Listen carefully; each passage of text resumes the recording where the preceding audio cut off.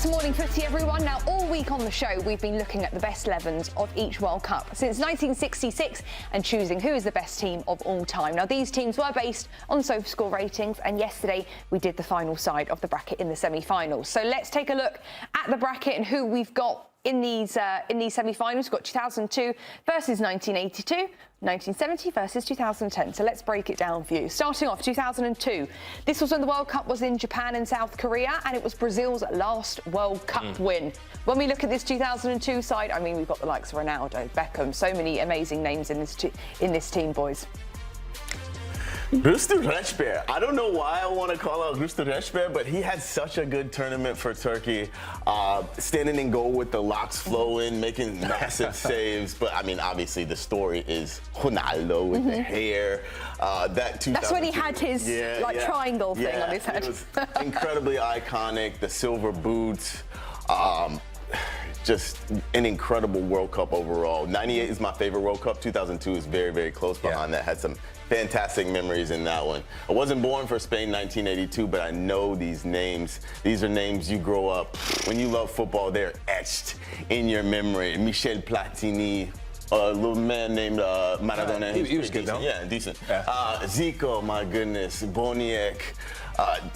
Passarella, this team, like these guys, I didn't get to watch with my own eyes, but I've seen highlights. I've read all the stories. I grew up loving to read about the game, so reading all the stories about these World Cups and behind them it's honestly just seeing the history is incredible. You know what's scary is that when you compare the two sides, we're not even including some of the iconic superstars of this World Cup. Dude. You look at Brazil. Like, this is just the Rivaldo, ratings, right? Ronaldinho's not even in this, right?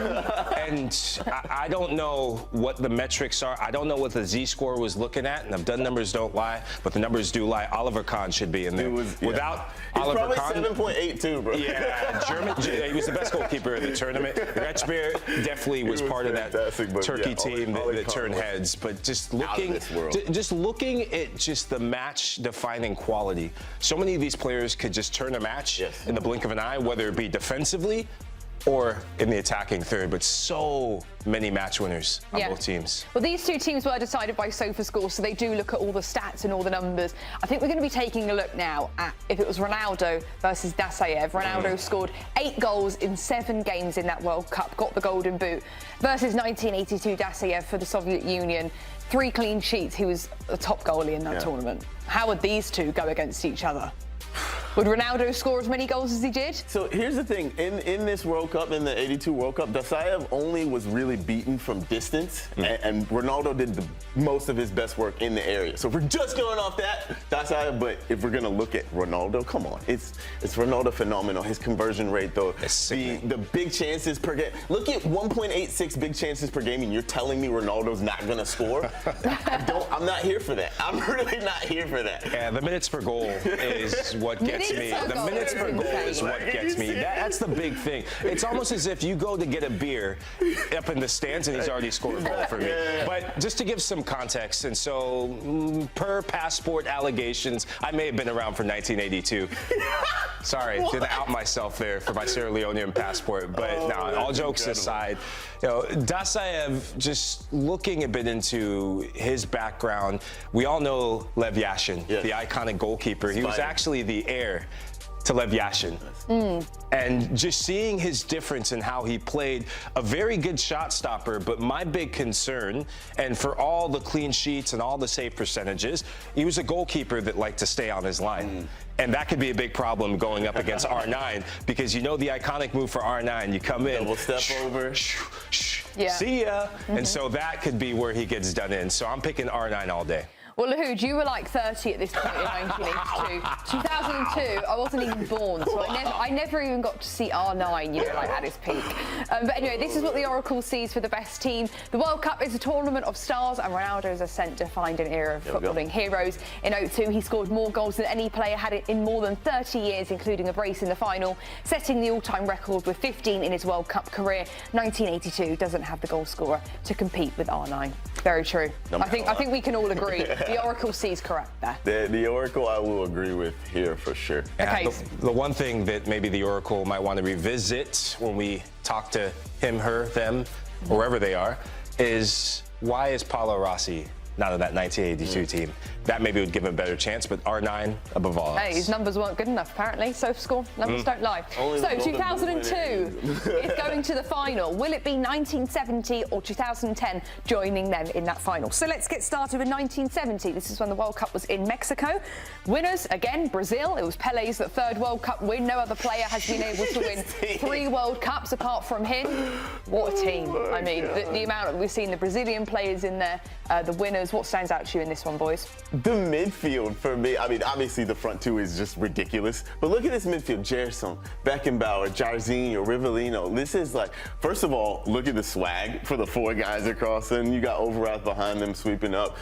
Just a ridiculous team. And then you've got De Balmer and Pele. Like, how is this fair? It's not fair. You have the greatest German goal scorer of all time in Gerd Müller, where his goals people are still trying to get to, right? The greatest Brazilian player of all time, which is saying a ton. Yeah. You have the greatest German midfielder and leader of all time. You don't even have Brazil's arguably their best ever center back or defender in Carlos Alberto. So it's just mind-boggling that you can have this amount of talent in terms of the SofaScore ratings and still not have Carlos Alberto, who was a juggernaut coming out of the back. This team is absolutely stacked. Yeah, focusing on Jairzinho there, he scored in every game in that competition, which I believe no one has ever done. It was like a record for him. No one's ever scored in all the games in the tournament up until then.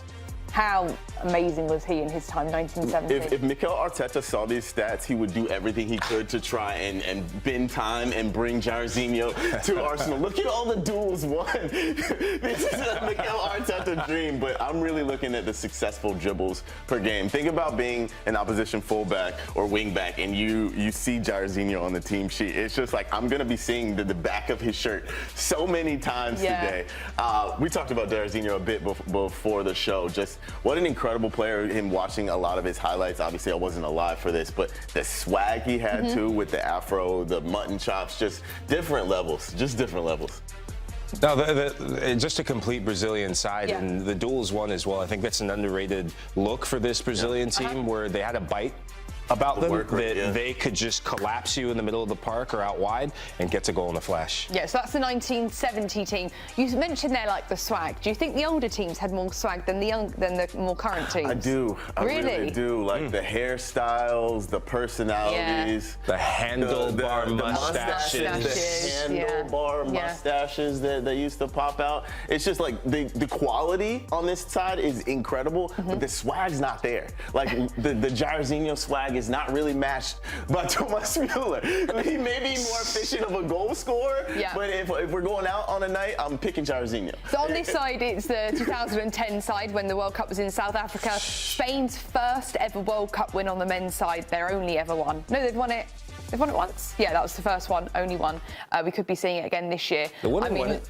Pardon? The women won it. Yeah, the women won it. So one for the men, one for the women. I mean, Iniesta and Xavi in that team, the kings of tiki-taka. How good were they at this World Cup? They were. This was like at the peak of their powers.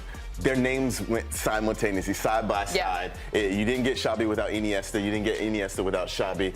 The understanding that they had with each other, the technical ability, the ability to play between the lines. It just. I don't think we'll really get players like this anymore. Iniesta is one. Both of these players are 2 of my favorite players of all time. But Andres Iniesta, just watching the way he carried himself on the pitch, one of the most unassuming players you've ever seen in your life. If you saw him walking down the street, you'd be like, okay, who's this accountant? But then he stepped over the lines. Accountant is crazy. A magician. I really, really miss him so much. But Iniesta was. Both of these players were absolutely brilliant. I think so many times in football, especially in the modern game or in the last, let's say, 20 years, 15, 20 years, you think of so much words that are used about pace, power, and so much emphasis on the physical game. When I watched Andres Iniesta and Xavi Hernandez play at this World Cup, it made me appreciate using your brain. And I was a professional. I just started my career maybe 2 years, 3 years before that. And after this World Cup, I started dedicating myself to think more, to do things like playing on the half turn, looking over my shoulder, basic principles that you take for granted as a professional. But when I watched them make that a cornerstone of their game, they just made football look easy. Yeah. And I had a former manager who used to go to Barcelona when they were both, let's say, just about to get into that Euro 2008 team. And he actually sat down with both of them and said, why do you turn up to training? And they both said, we turn up to training to never lose the ball. Wow. That is their #1 focus. To go through a World Cup with 90% pass accuracy, and it's not just sideways, backwards pass accuracy that some players we laud this season about that. It's a lot of forward passes. It's a lot of penetrating passes. So 2 of the best midfielders of all time. I want to talk about that as well. The 84%, it looks low for an Iniesta, but he was trying so much in this World Cup. He was creating so much danger playing forward, like you mentioned. It wasn't just sideways passes. It wasn't just recycling possession. Andres Iniesta was the danger man for this Spain team, and he created so much opportunity with the ball at his feet. Do you remember when he scored that goal in the final? Is it insane? I remember standing up and screaming, and screaming and screaming and screaming. I like couldn't believe it went in. It came off his foot. Yeah, unbelievable. It was a moment that genuinely, it felt like time slowed down. Well, it won Spain their only one World Cup. This is what the Oracle sees. Messi was the highest rated player in 2010, but Forlan and Schneider ran the show. 5 goals apiece brought both their nations to the semi-finals and the Netherlands to the final. Forlan's superb striking, 4 goals from the outside the box, and Schneider's creativity gives them the edge over 1970s 3-man defence. They didn't even mention Iniesta and Xavi. You got Schneider. About Diego Forlan? He got that ball. He got the ball. I think it was the Jabalani. Before the World Cup, well before the World Cup, because he was an Adidas athlete, and there was video of him just being out on the training ground, striking it over and over and over. He mastered that ball. No one at the World Cup struck it better than he did. Keepers hated this ball more than anything because of the way that it moved, but Diego Forlan was the master of it. Yeah. Can you imagine that midfield matchup, though, between these two sides? Talking about Xavi, Iniesta, Messi, and Wesley Schneider going up against Beckenbauer, Rivellino, Pele, if he tucks into the half spaces. Unbelievable. Be an all-timer. So they've picked 2010. This is what the final of the bracket looks like. It's going to be 2010 versus 2002. That is an incredible So according to the numbers, it seems like the 2000s, are the best.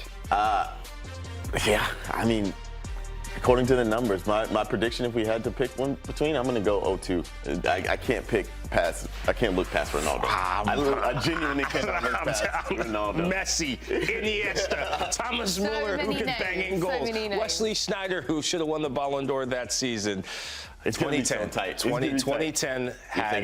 I think the difference is the quality in the back. Fair enough. I think that's a big difference. And if Oliver Kahn was on that team, maybe it changes my mind. But they chose Red Spears. So.